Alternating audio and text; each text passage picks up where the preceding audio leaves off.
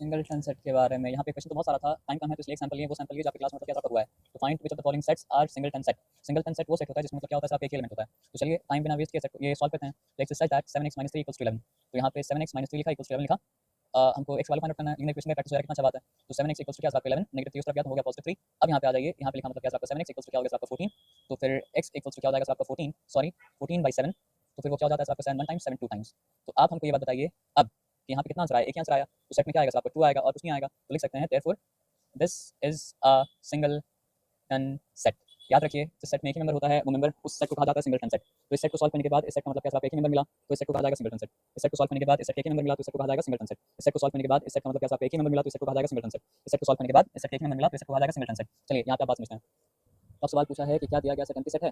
जिस सेट में कोई भी एलिमेंट नहीं आता है वो सेट मतलब क्या एम्प्टी सेट होता है। तो दिया गया सेट एम्प्टी सेट है या एम्प्टी सेट नहीं है, ये तो हम तभी पता कर पाएंगे जब हम दिया गया सेट का मतलब क्या सॉल्व करेंगे। बिना सॉल्व किए हम ये भी नहीं बता सकते हैं कि दिया गया सेट फाइनाइट है या इनफाइनाइट है। बिना सॉल्व किए हम ये भी नहीं बता सकते हैं दिया गया सेट सिंगलटन है या सिंगलटन नहीं है। उसी तरह बिना सॉल्व किए हम ये भी नहीं बता सकते हैं कि दिया गया सेट एम्प्टी सेट यानी कि नल सेट है या नहीं है। एम्प्टी सेट नल सेट कहा जाता है, एम्प्टी सेट कहा जाए नल सेट कहा जाए, परेशान मतलब उसका नहीं होना है। यहाँ पे लिखा है exercise that x belongs to natural number and x is मतलब क्या greater than 5 but less than और इक्वल टू मतलब क्या आपका 6।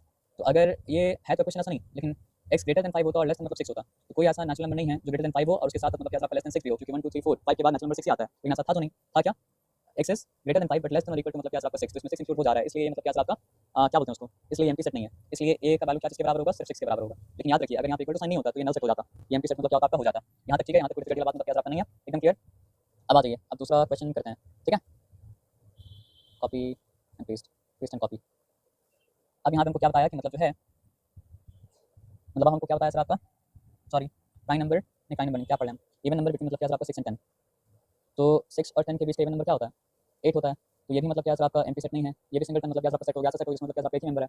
बात समझा ना सर आपका। लेकिन ये सवाल को थोड़ा सा हम चेंज करते हैं, थोड़ा सा चेंज करके आपको दिखा रहे हैं, थोड़ा बहुत मतलब क्या एक्सपेरिमेंट करना चाहिए। हम तो बहुत एक्सपेरिमेंट करते हैं लेकिन टाइम कम है, थोड़ा बहुत एक्सपेरिमेंट करते हैं। चलिए आ जाइए, क्वेश्चन तो चेंज हो गया तो क्वेश्चन का नंबर हटा देते हैं। क्या नंबर दें, नंबर छोड़ दीजिए, हम यहाँ पे लिख देते हैं एग्जाम्पल, क्योंकि हम अपनी तरफ से एग्जाम्पल दिए। अब यहाँ पे क्या होगा बताइए, x that x belongs to natural number, लेकिन वो नेचुरल नंबर ऐसा है जो 5 से बड़ा है लेकिन मतलब क्या आपका 6 से छोटा है। तो ऐसा कोई भी नेचुरल नंबर एग्जिस्ट नहीं करता है। तो ये नल का सिंबल है, ये एम्प्टी सेट का मतलब क्या सिंबल है, तो ये मतलब क्या आपका नल सेट है, ये मतलब क्या आपका एम्प्टी सेट है। तो यहाँ तक कोई दिक्कत नहीं, यहाँ तक सब कुछ ठीक है ना। चलिए फिर हम लोग मतलब क्या करते हैं, आगे बढ़ते हैं और काम करते हैं, है ना।